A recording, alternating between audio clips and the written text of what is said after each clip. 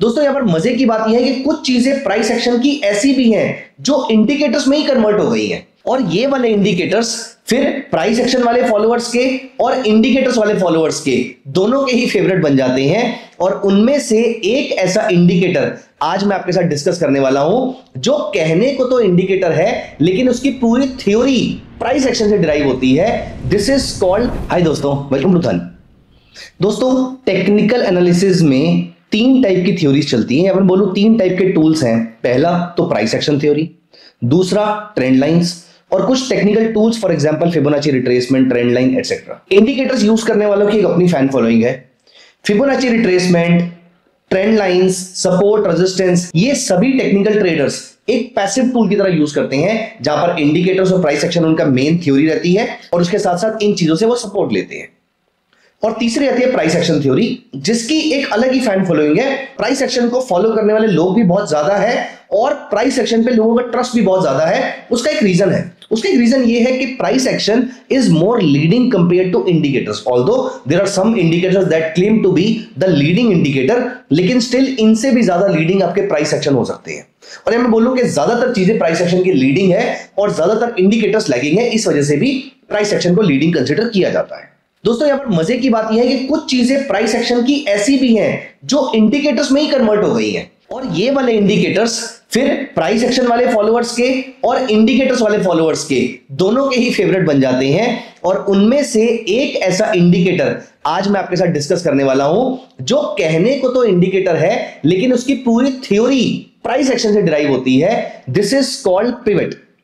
दोस्तों पिवट या पाइवट किसी भी नाम से आप इसको बुलाते हैं, तो यहां पर सीपीआर के नाम से एक इंडिकेटर आता है, सेंट्रल पिवटल रेंज या सेंट्रल पिवट रेंज। और या मैं सिंपली बोलूं कि सपोर्ट और रेजिस्टेंस को यूज करके आप मार्केट में कुछ इंपॉर्टेंट पिवट्स निकालते हैं और ये पिवट्स आने वाले कुछ टाइम के अंदर एक मेजर सपोर्ट और रेजिस्टेंस का एक्चुअली में काम करते हुए आपको दिखाई देते हैं। इसीलिए इनका एक अलग फैन बेस है और ये पिवट्स को मैं अपनी एक इंट्राडे ट्रेडिंग स्ट्रेटजी में भी यूज करता हूं। और आज इंटरेस्टिंगली मैं वो इंट्राडे ट्रेडिंग स्ट्रेटजी आपके साथ डिस्कस करना चाहता हूं। अब ये इंट्राडे ट्रेडिंग स्ट्रेटजी क्योंकि ये प्राइस एक्शन और इंडिकेटर का मिक्सचर है, तो ऑब्वियसली ये कहने की बात भी नहीं है कि ये थोड़ी सी कॉम्प्लिकेटेड हो सकती है। अगर आप बिगिनर हैं तो my strong recommendation for you is कि आप एक पेपर और पेन लेकर बैठिएगा, इन सारे रूल्स एंड रेगुलेशंस को लिखिएगा, और उसके बाद पहली बात तो इंट्राडे ट्रेडिंग इटसेल्फ एक relatively more complicated form of trading होती है कंपेयर टू स्विंग और पोजिशनल। और उसके बाद जब हम प्राइस एक्शन, इंडिकेटर, बहुत सारी चीजों को एक साथ मर्ज करते हैं तो ये हमारी लाइफ को और डिफिकल्ट बना सकता है। दोस्तों इसीलिए माय सजेशन इज कि आप एक पेपर पेन लेकर बैठिएगा, ध्यान से समझिएगा किस तरीके से हम इस पूरे प्रोसेस को फॉलो करेंगे, किस तरीके से हम ट्रेड को फाइंड आउट करेंगे, कब हम ट्रेड को एग्जीक्यूट करेंगे, और इवेंचुअली क्या हमारा स्टॉप लॉस, क्या हमारा टारगेट रहेगा, और क्या हम सक्सेस रेट एक्सपेक्ट कर सकते हैं। ये सारी चीजें मैं इस वीडियो में डिस्कस करने वाला हूं। आइए विदाउट एनी डिले मैं आपको लेकर चलता हूं ट्रेडिंग स्ट्रेटजी पे, और आप मेरे साथ साथ ओपन कर लीजिए धन का ट्रेडिंग व्यू कंसोल। आइए दोस्तों, यहां पर मैंने निफ्टी 50 का चार्ट ओपन है, लेकिन हम यहां पर कोई एक स्टॉक अप्लाई कर लेते हैं। सो फॉर एग्जांपल मैंने यहां पर अल्ट्राटेक सीमेंट अप्लाई कर लिया। सबसे पहली चीज मैं यहां पर आवरली चार्ट पे चलूंगा, और इंटरेस्टिंगली अब यहां पर इन चीजों को ध्यान दीजिएगा। पहली बात तो हम यहां पर इंडिकेटर अप्लाई कर रहे हैं, हम आवरली चार्ट पे इंडिकेटर अप्लाई कर रहे हैं, और हमने यहां पर टाइप किया सीपीआर। सीपीआर में हमने वीकली सपोर्ट और रेजिस्टेंस यहां पर हमने अप्लाई कर दी है। अब दोस्तों यहां पर आपको बड़े बड़े बार्स दिख रहे हैं, मैं आपको ये दिखा दूं। सबसे पहले मैं आपको इसकी सेटिंग पे लेकर चलता हूं, तो यहां पर वीकली सीपीआर दिख रहा है, high, low, bottom point, top point, support और रेजिस्टेंस यहां पर नहीं दिख रहे हैं। ये चीज जो यहां पर आपको दिख रही है इन कलर्स में दिख रही है। हमें यहां पर क्या क्या चाहिए, हमें यहां पर चाहिए वीकली सपोर्ट और हमें यहां पर चाहिए weekly resistance. Weekly top point, bottom point, low, high, हमें इनमें से कुछ नहीं चाहिए। एक हमें चाहिए सेंट्रल पिवट, एक हमें चाहिए सपोर्ट और एक हमें चाहिए रेजिस्टेंस। आप चाहें तो इसमें से एक एक एक्टिवेट कर सकते हैं, आप चाहें इनमें से दो दो एक्टिवेट कर सकते हैं। मैं यहां पर S2 और R2 दोनों को आपके लिए एक्टिवेट कर लेता हूं। वो बात और है कि 80% टाइम पे आपका जो ट्रेड मिलेगा वो आपको S1 और R1 के अराउंड ही मिल जाएगा। यहां पर इसको अप्लाई करने के बाद मेरे सामने जो आपको यहां पर डेटा दिख रहा है, मैं आपको इसके एग्जांपल से दिखाता हूं। तो यहां पर मुझे समझ में आ गया कि आने वाले, ये मैंने लाइन क्लिक कर ली यहां पर, इसके बाद मुझे समझ में आ गया that this is a resistance level and this is likely to be a support level. यहां पर आपको दो लाइंस दिख रही हैं, जहां पर एक लाइन आपको 11700 के आसपास दिख रही है और एक लाइन आपको 11228 के आसपास दिख रही है, और ये लाइन मेरी यहां पर बनकर तैयार हो गई थी। तो यहां पर आप नोटिस कीजिए कि जब हम यहां पर आगे बढ़ते हैं हमारे सामने ये सपोर्ट और ये रेजिस्टेंस हमें दिख रहा है। जैसे कि अभी आप अगर आप नोटिस करें तो ये सपोर्ट जो आपको दिख रहा है, यहां पर आपको सपोर्ट की लाइन ऑलरेडी बनी हुई दिख गई है, और मार्केट ने कल भी, आज हम जिस दिन ये वीडियो को रिकॉर्ड कर रहे हैं, मार्केट ने कल भी इस लेवल से सपोर्ट लिया है, जबकि ये सपोर्ट लाइन पहले से एग्जिस्ट कर रही थी। तो यहां पर फिलहाल के लिए मैंने इस लाइन को हटा दिया है। आप यहां पर नोटिस कर सकते हैं कि एक बार, दो बार और तीन बार मार्केट ने यहां पर सपोर्ट लिया है, और ये हमारा S1 का ही लेवल है एज पर CPR वीकली। अब दोस्तों यहां पर हम आगे बढ़ते हैं, इस एरिया पे आ जाते हैं। अब इन लेवल्स को आप याद रखेंगे, ये लेवल्स कौन से हैं? 11,700 और 11,225, ये दो लेवल्स को आप याद रखेंगे। अब दोस्तों इस 27 दिसंबर के बाद 11,200 और 11,700 के लेवल को याद रखेंगे। अब हम चलते हैं 5 मिनट्स के इंट्राडे चार्ट पर, और हम चलते हैं दिसंबर में। 27 दिसंबर को हमारी वो लाइन बनी थी। अब दोस्तों यहां पर नोटिस कीजिए, ये मार्केट नीचे आती है 11,225 के आसपास ये मार्केट आ गई है। अब मुझे यहां पर मैंने 9 पीरियड, 30 पीरियड और 100 पीरियड, इन तीनों मूविंग एवरेजेस को यहां पर मैंने एक्टिवेट कर लिया। जैसे ही दोस्तों मुझे यहां पर एक बाय सिग्नल मिलता है, आप यहां नोटिस कीजिए, इस लेवल के ऊपर अप्रोक्सीमेटली 2:15 बजे के आसपास मुझे यहां पर बाय सिग्नल मिला था, और ये मार्केट फिलहाल आज इस लेवल को मार्केट ने हिट किया। 2:15 बज चुके हैं। 2:15 बजे के बाद आप यहां पर जब इस लेवल को मार्केट ने हिट किया तो ऑलरेडी यहां पे 3 बज चुके हैं। 3 बजे इंट्राडे ट्रेड लेने का कोई लॉजिक नहीं बनता है। हम यहां पर आगे बढ़ते हैं। ये लेवल इंपॉर्टेंट अभी भी है, ये पैटर्न इंपॉर्टेंट अभी भी है, जहां पर 9 is greater than 30 and 30 is greater than 100। ये पैटर्न अभी डिस्टॉर्ट नहीं हुआ है जब तक कि हमें नया सपोर्ट और रेजिस्टेंस ना मिल जाए। अब यहां पर अभी आप नोटिस कीजिए, यही सपोर्ट है, यही रेजिस्टेंस है।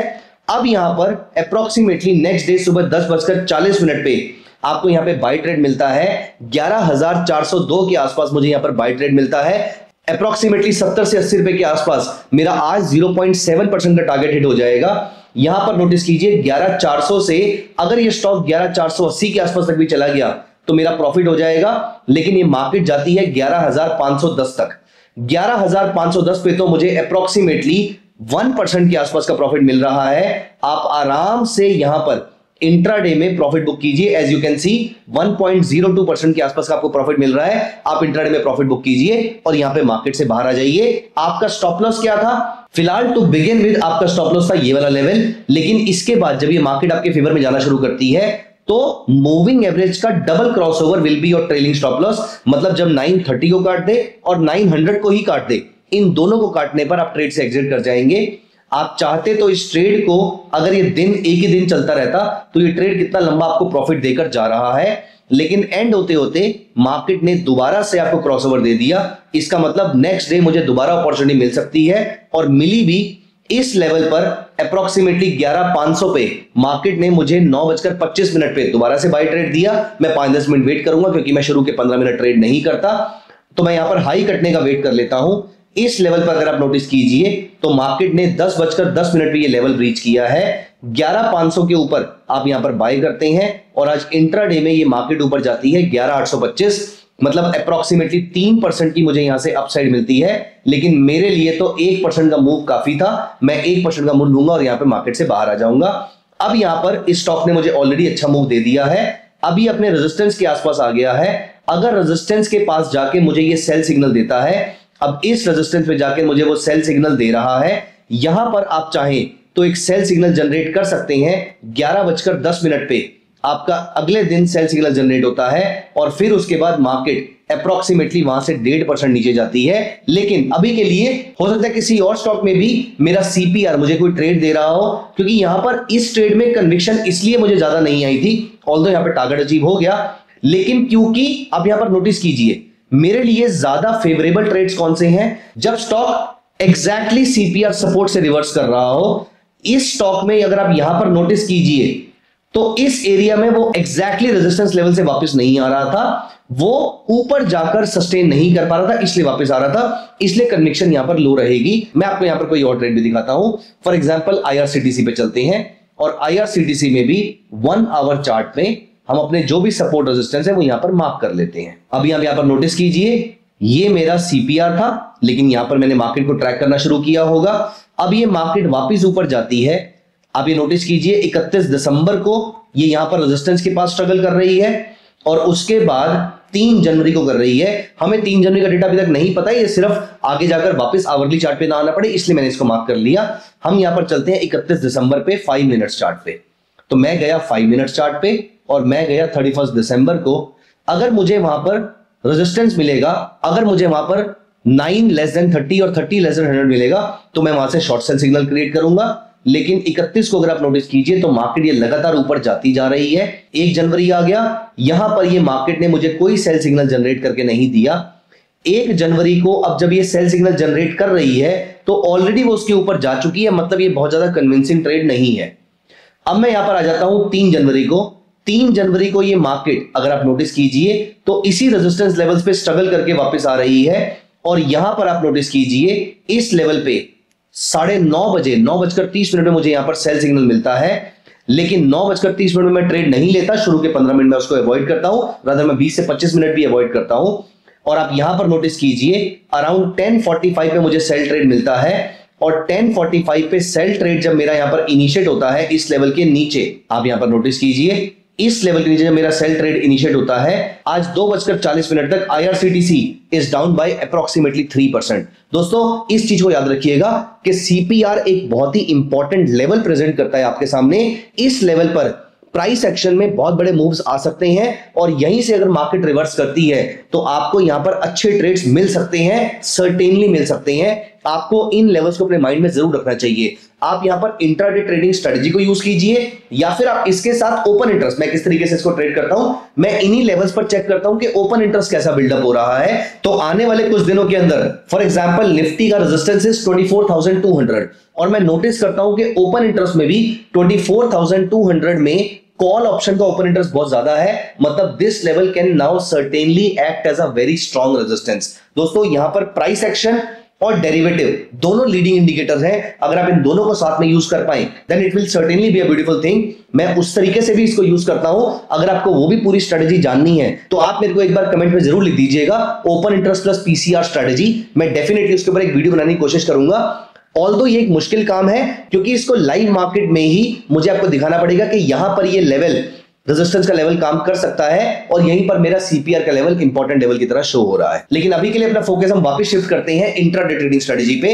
मैं आपके लिए इसके सारे रूल्स रिपीट कर देता हूं। सबसे पहले आवरली चार्ट पे, प्रेफरेबली एक लार्ज कैप सिक्योरिटी के अंदर, सबसे पहले आवरली चार्ट पे आप वीकली CPR अप्लाई कीजिए जो धन के ट्रेडिंग प्लेटफॉर्म पे आपको दे रखा है। अब यहां पर आपको मेजर सपोर्ट और रेजिस्टेंस मिल जाएंगे। सब कुछ हटा दीजिए चार्ट में से, R1, R2, S1, S2 और प्रेफरेबली CPR का जो लेवल है, इन 5 लेवल्स को अपने चार्ट पे रखिए। CPR भी हटाना है तो भी हटा सकते हैं क्योंकि मेरे काम का सिर्फ R1, R2, S1, S2 ही है। अब इन लेवल्स पर जब आवरली चार्ट पे मार्केट जाती है, यहां पर मार्केट रिवर्स लेना शुरू करती है, अगर यहां पर आप 9, 30 और 100 पीरियड मूविंग एवरेज लगा दीजिए, 5 मिनट चार्ट पर आकर यहां पर आपको अच्छे ट्रेड्स मिलेंगे। इसकी प्रोबेबिलिटी बहुत ज्यादा है। दोस्तों आई अंडरस्टैंड कि स्ट्रेटजी थोड़ी कॉम्प्लेक्स है क्योंकि आप price action, indicator, time frame, बहुत सारी चीजों को एक साथ इस्तेमाल कर रहे हैं, बट आई होप कि आपको पूरी स्ट्रेटजी समझ में आ गई होगी। अगर आपको पूरी स्ट्रेटजी समझ में आ गई है तो इसके सारे रूल्स कमेंट्स में एक बार मेंशन कर दीजिए। ये सारे रूल्स आप एक बार मेंशन कर देंगे और अगर वो सारे रूल्स सही होते हैं तो हम आपके कमेंट को लाइक भी कर देंगे और हो सकता है कि हम उसको पिन भी कर दें सो दैट ये आने वाले सारे व्यूअर्स के लिए बेनिफिशियल साबित हो। तो दोस्तों कैसी लगी आपकी पूरी स्ट्रेटजी कमेंट्स में जरूर बताइएगा। Thank you so much, bye bye, take care. Investments in the securities market are subject to market risk. Read all the related documents carefully before investing.